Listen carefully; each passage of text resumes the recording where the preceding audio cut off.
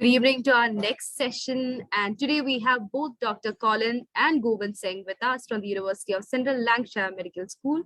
Let me give you a brief overview of University of Central Lancashire before we begin the session. University of Central Lancashire School of Medicine is the #1 medical school in the northwest of England, as well as training doctors since 2015. In their MBBS program, they offer foundation entry, a 2-year accelerated degree in medical sciences, and physician associate training. University of Central Lancashire is the third largest university in the UK, with a student and staff community approaching 38,000 and over 1 lakh alumni worldwide. Over 200 million euro campus redevelopment will be completed later in this year. Govind Singh Bisht is the Director of Admissions in South Asia for University of Central Lancashire. I'm just introducing both our speakers of the day. So Govind Singh is Director and Dr. Colin is Deputy Head of the School of Medicine at the University of Central Lancashire. His medical training was in Cambridge and Oxford. His junior doctor experiences included several specialist posts in renal medicine, nutrition, and intensive care. His research degree involves studies of immunological memory. He has worked in the UK, Southern Africa, and the Caribbean as a pediatrician. He delivers teaching, educational innovations, and research directed at improving maternal and child healthcare, pediatric education, and public health. I welcome you both to the Next Genius webinar series. Thank you. Thank you very much. It's over to you now. Excellent.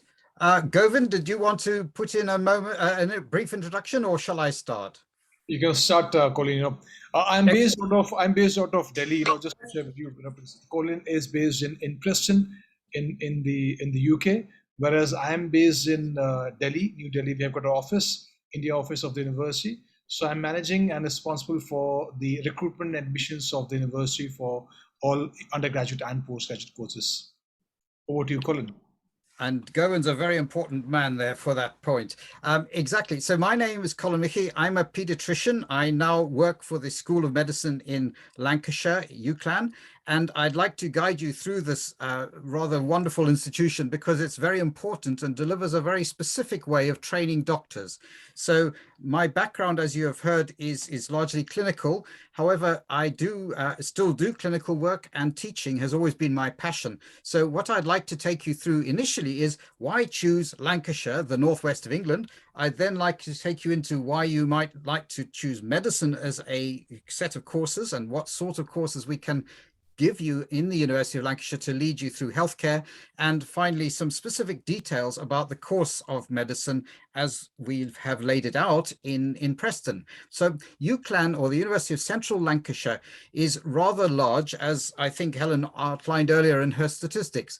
We're also well known in a number of estimates nationally and internationally as being a place where students like to teach each other and like to receive teaching. It's a very interactive community, and we've got a set of partnerships globally, so we've always been very diverse and very internationally based. So we have links with other universities around the world, and we are trying to enrich these links all the time as we grow. Essentially, this is important for the university perspective because our graduates are therefore more employable. People who come through UCLan are going to receive a degree that is well recognized, that is well grounded, and has a strong background academically. So it is a good place to train. It's a diverse place to train, and it's a place where you will learn as a student a whole lot of skills other than the ones you actually set out to learn, simply because you're going to be in amongst a lot of really interesting and fascinating people from different parts of this planet. We give rather good support for our students.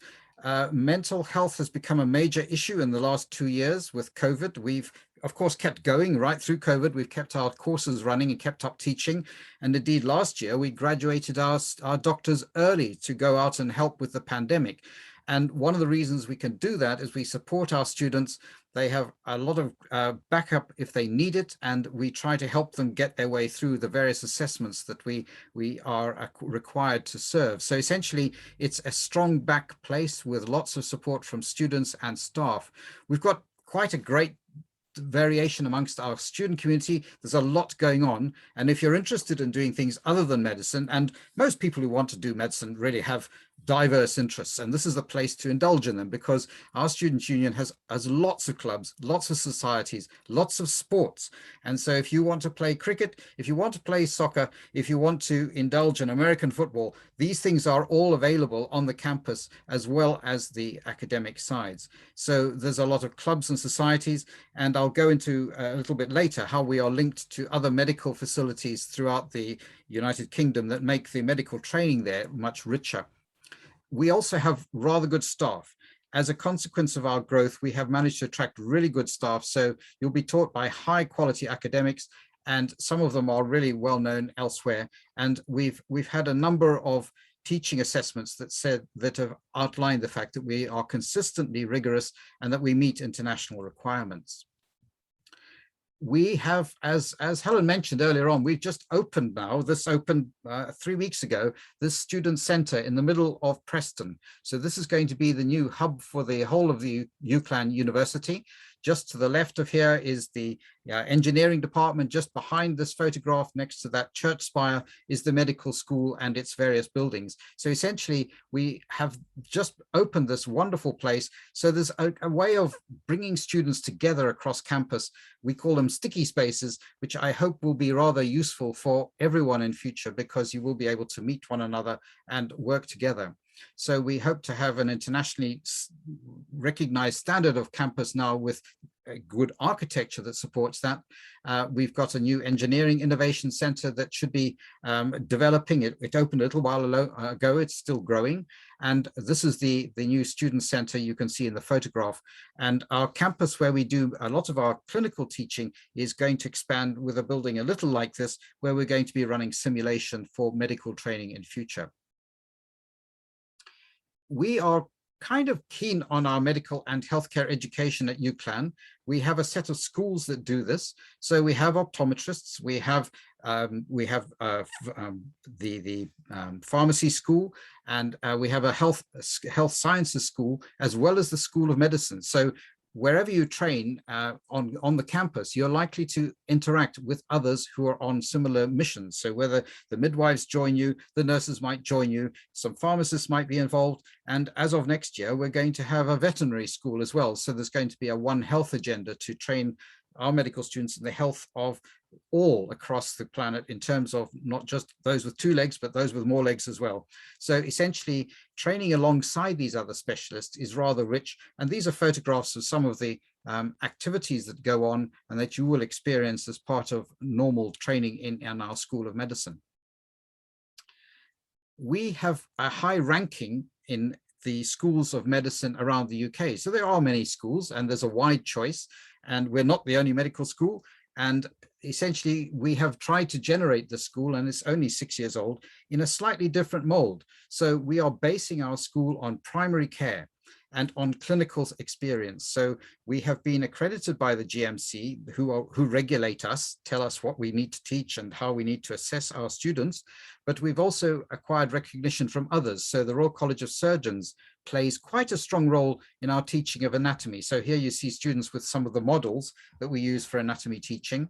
And we have been using this approach to teach not only junior doctors, but also those who are on other courses, such as physicians associates and postgraduate studies with these same facilities.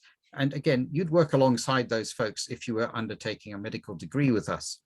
We have a supportive and really international environment, as I've explained. So here's a quote from one of our students from India, who thinks that the support that we've provided, whether you're a starter or a final, is important and has been, in his estimate, phenomenal. So we try to be there for you. Learning medicine is absolutely fascinating. I still find it an exciting subject. I would always encourage people to go for a medical study if they can and if they have the ability, simply because you find it's never going to be boring. You will always be asking questions, and there are always those around you who have slightly different questions that make it a great way to develop and go forwards. We have here you see Christina in the center, who leads our skills assessment team. We have a number of simulation wards such as this that are just like a hospital ward, where you are taught by practicing clinicians, some recently qualified doctors who come along as teaching fellows, scientists and research staff will all teach you how to learn the art and craft and science of medicine in these places. We've got some rather good facilities. We have models, and in the middle of this sort of set of photos here, you see some students with the anatomage table. Anatomage tables are the way we like to teach them anatomy, so we don't have any cadaveric dissection. What we do is use these, and these are fantastic because you no longer can dissect something out of the way. In my day, if one cut through something, it was gone forever, and you never quite knew exactly the cause of that nerve or that blood vessel because something had been damaged. With anatomage, you can dissect down, build back up, dissect down again, and make sure that everything is still there as you thought it was, and you can track parts of the various systems really very easily. Anatomage tables are central to our teaching, along with the models that you see on the right, and these are really cut to the state-of-the-art systems for teaching, and students really enjoy this. So we have some great laboratories. We tend to work alongside NHS, and we train NHS staff, so we have the same systems that they use in hospitals. And indeed, you'd be going on attachments to NHS facilities right from the start of the course as well, so that essentially this is the way we like to teach, and students seem to teach each other on these systems too. So it's a good way to learn. Here we have the simulation ward that we've just opened in the last month, and some comments from a South African student who has found it very useful. The other point to make is that Central University has a fantastic gym. It's called the Sir Tom Finney Centre, and this comes with a set of various sports facilities. So if you are into sport, this is a very good, sound university to attend. Some photos of our campus sites. When the sun shines, Preston can be wonderful. To be honest, the sun doesn't shine a great deal because it is in the northwest of England. It rains quite a lot, but it also has fantastic indoor sticky spaces, as I think I illustrated earlier on. So there are some great transport links. We can advise you as to where to go if you wish, but essentially you can travel very easily in and out of Preston, around the UK and internationally. Again, the campus site is diverse. It's also very safe. So there are more cameras in the centre of Preston than anywhere else in the UK, so that we can assure all students that this is a safe place to go. There are no risks to any of our students. And indeed, even during COVID, we've had almost no COVID cases in the centre of Preston, and only a handful amongst our students, simply because not only is it safe physically, but it is a safe place and has been well regulated throughout the pandemic for viral issues as well. So there's parks, there's lots of places for exercise and physical activity. We have two other campuses, one in Burnley, which is shown in the top photo, another out in North Cumbria, which is next to the Lake District. And that's a rural place, which is where we have a centre for remote and rural medicine as well. So essentially, there's different campuses that you will go to, or you may go to, at different points in your course. The undergraduate programs now, just dissecting down onto what we can deliver here on this site, is the medical degree. The MBBS is what it's called in, it does have a number of different names in the UK, but in Preston and UCLan it's called MBBS. And we do have a 5-year course as a standard, and we also have a 6-year course for those from international student background, such as yourselves, so that you can have a foundation year first. We have courses for physicians associates, and we do a medical sciences BSc and a medical sciences entry for foundation as well, so that if you have an inclination to do medicine, but you're not quite sure, or you haven't quite got the marks, it may be easier to go into medicine by starting off with a sort of pathway to medicine course, such as these BScs first. On the other hand, if you want to get into physician associate studies, that's actually something I'd really encourage, because this is a rapidly growing area in the healthcare sectors around the UK. So going down to the MBBS, which I think is probably the degree that's of most interest to this audience, we have a 5-year program or the 6-year with the foundation program. We're accredited by the international creditor that regulates all medical schools in the UK, the General Medical Council. We're listed in a directory, so you can study our background and our outcomes. And we have worked the system so that we have early patient contact and clinical experience right from the first year in a number of the UK NHS settings. So you may go to a GP surgery in the community. You may go to a surgery inside a prison, for instance, to look at an aspect of mental health, or you may be attached to part of a hospital and do ward rounds and see cases. And across your 5 years, you're likely to do all 3 of those things in different combinations. We've got quite an innovative curriculum, and we have, as is clear from the introduction, a lot of international student places. So over 80% of our students at present are from international sort of backgrounds. And we have also the great good fortune to tell you now that all of our graduates have had placements within the NHS from our first cohort, which was last year. And this year's cohort look as though they all have placements too. So we've been very successful so far as a new school with a rather innovative way of developing and teaching our students and getting our students to interact and teach one another, which seems to work. What do our students say? Well, you know, there's some students on the right, they're learning how to do things. They've learned to use their scrubs. They've learned to put on PPE. They've learned to make sure that they are not going to damage a patient. They know about patient safety, and they're going out there to do something. A lot of our students did help with vaccination and are still helping with COVID testing around Preston, simply to get themselves some experience. And some of them find it really exciting. This was comment from Maya in Kenya. She got into contact with patients right from the first year. We like to teach you in small groups, especially for anything practical. And the patient interaction is also something we like to encourage and we like to teach you about. And the diversity of different students is crucial. It's very valuable to us as teachers, because essentially students come in or apply, come in and join us, and they all have a different way of looking at the same situation. So we find this a learning experience as well as our students.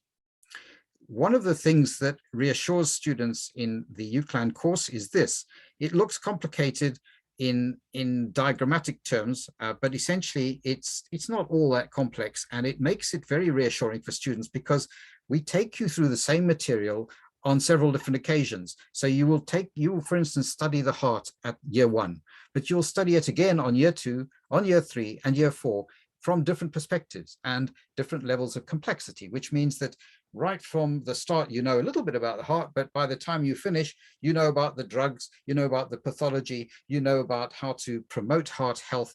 This is the way to learn in an easy way, because of course the medical course has to put a lot of information on your plate, and you need to be able to, as a medical student, digest this and take the assessments. So essentially phase 1 is the first 2 years, as you can see on this sort of darker gray. Phase 2 is the years 3, 4, and 5, and right through that time we teach you 3 different things. These are the bars of color on the left hand side and the bars of color in the spiral arrow. We teach you EPOM, which is evidence-informed practice of medicine.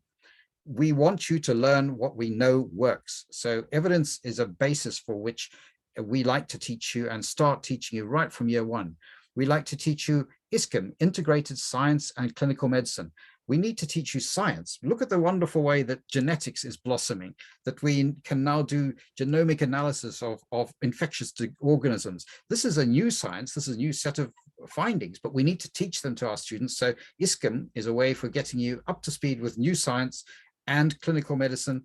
And so ISCM starts, as well as in year 1, it will keep on going right the way through from light blue to dark blue, through your 5-year course. And then MSQC, which is the bit that the students enjoy greatly, is medical skills. and the quality control system. So you learn how to work with patients, how to do things for patients to relieve them of their problems. And so essentially, you right from the start, you're learning to work with patient safety and to do this with more and more knowledge. So by the time you get into year 5, you're what we call transiting to clinical practice. You're at a stage where you can go into the basic end of all doctor courses across the world, including our NHS, and that means that you are a safe and able doctor. So that's our system. I hope it's not too complicated, and I'm happy to answer any questions that you might have relating to that. This is showing the same thing in a slightly different way. So year 1 to year 5, and in each year you're going to do ISCM, that's integrated science, that's the red boxes. You're going to do medicine, integrated science and clinical medicine in different chunks. You're going to do evidence-based medicine and medical skills and quality care right the way through. And again, this builds up to year 5, where we make sure you know this and are safe and can take prescribing courses, for instance, and that's going to happen in year 5. And by that point, you are sort of years 3, 4, 5, you're working in hospitals. So at that stage, you get some confidence in knowing how to work as a doctor. The outcome is based on things that have been given to us by the GMC, and we have interacted with them to try and promote excellence and make sure we follow the standards for medical training. And we also are allowed in between years 4 and 5 to let you out, as it were, and do what you wish to do. So if you want to go an elective, year 4 to 5 is where you can go. You can also, in fact, go for a whole year. If you want to go and do another degree and do an intercalated degree at year 4, that is permitted. And we like to, at all points, try and promote your learning and teaching on small group teaching as much as possible. So we've got a fairly robust program. It's still evolving. As I say, we've only graduated two cohorts of doctors, and each of them has been very helpful in developing this course further.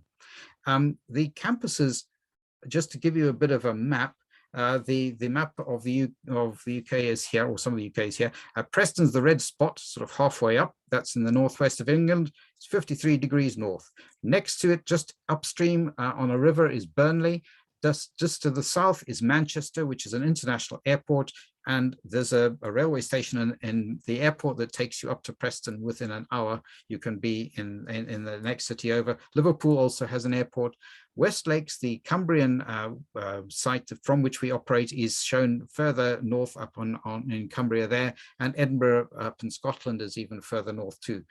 Years 1 and 2, you will be definitely based in Preston. Years 3 and 4, you can be at West Lakes or Burnley. And year 5, the final year, integration happens at Burnley campus. West Lakes is also where we have a national centre for remote and rural medicine, and we work out of the West Cumberland Hospital there, and we will teach you during your time, particularly at years 4 and 5, other skills such as the basic skills and surgical skills, which you may find useful, and some of them are optional, some of them not, but there's a lot of time to learn extra skills in your final year. When you start, we used to do this. This is going back 3 years now. This is pre-COVID. Everyone went down to the north of Wales and did a little bit of outward bound training. We're going to do a little bit of outward bound, I hope, this year, just so that everybody can get to know one another and have a few adventures out in the open before starting the medical course. And the business of joining is, as you've probably heard in previous lectures today, via UCAS and or through our website. And the website is really where we tend to operate mostly, and we have a set of contacts that you can use from there. Here are some details. This is the slightly dry part, but this is what we are using to select our students at present. So we go for 136 UCAS points. We go for AAB at A level. We like you to have studied chemistry and at least one other science. From the Indian State Board exams point of view, we have a minimum score of 85% based on the best of 4 core subjects, and these must include chemistry and English, and 2 other science subjects with a minimum score of 85%. So I hope that helps you from your background to figure out whether you are a candidate for us. English language is quite important, so we insist on an IELTS score of 7 on all work components, and 85% or above in year 12 English. We like to use as our assessment for entry, personal statement, transferable skills statement, and we will have a little interview as well. We don't use UCAT or BMAT. And I think my colleague Govind will be very well versed, better versed than I in these various complications and admission criteria. So MBBS with foundation year entry is a 6-year course. So it's for international students.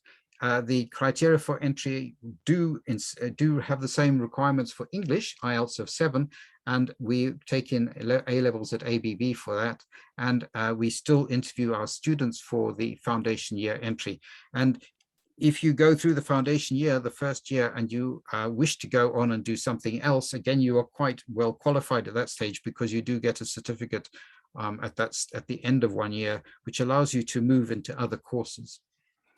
So this is my final slide, and this is just to direct you to the website, which you can find really easily, UCLan Medicine, and essentially that will direct you to people and contacts and data that I hope will help enrich all of this. But in the end, if you are interested in coming to UCLan, I'd like to encourage you to look very carefully at the website and then go to Govind and ask him some of your questions, because we are very interested in recruiting you from India. We find our Indian students are very active and busy amongst the student community, and academically they do very well because they're very well motivated. But that's my little lecture at this stage. I'd be really interested in taking any questions that you may have sent in through Helen. Thank you very much. Thank you so much, Dr. Colin. It is a very extensive and detailed presentation. So the questions that popped up, almost all of it were answered in the presentation. But yeah, we have 1 or 2 questions. We can quickly take it up. And after that, you can stay on the call itself and answer a few questions. First of all, Govind, it would be really great if you could share your contact details, your mail ID and your mail ID with the students on the chat. Sure. Yeah, let's take up the questions. First one is, could you elaborate on the transferable skills statement? That is essentially a statement in which you tell us what you're good at, and we like it to have an input from what you have done in your schools. So essentially, the way most students work this, and I think Govind will have the details of it, is to have a statement from your teacher or one of your school coaches who can tell us about you, because that way it works better. If you tell us about your transferable skills, it's slightly like the personal statement, and the transferable skills statements are usually presented by members of staff who have taught you at some point in the recent past and can tell us your abilities and your skills and qualities. Thank you, Dr. Colin. During the presentation, you mentioned that UCLan does not ask for UCAT, but does UCLan admission, how can students, international students, apply to UCAN? Is it through UCAS or can they apply directly? How is it? Govind, why don't you answer that question? Yeah, Helen, yes, students, as Colin has already covered in the presentation, in the slide, students can apply through UCAS, but then they also can apply directly through our website. And if they apply through website, it comes directly to our admissions team, from where it goes to the School of Medicine, and all the applications of MBBS are being assessed by the faculty in the school. So directly they can apply on the website. That's easier. Thank you. Thank you so much, Govind, and thank you so much, Dr. Colin. We are running short of time. So I would request you to please stay back, and if you could answer the questions that are coming up in the Q&A feature, so that we can start with the next session. Thank you so much for joining us, and thank you so much for sharing about your programs, about the entry requirements. I'm sure all the students will have many more doubts about your programs and about the requirements. So thank you so much for joining us. Okay. Well, thank you, Helen. Thanks to the Next Genius group. Thank you. And I'll try and answer your questions. Thank you so much. Thank you. Thanks, Helen. I've shared my email ID. We'll answer the questions. Thank you very much for this opportunity. Thank you.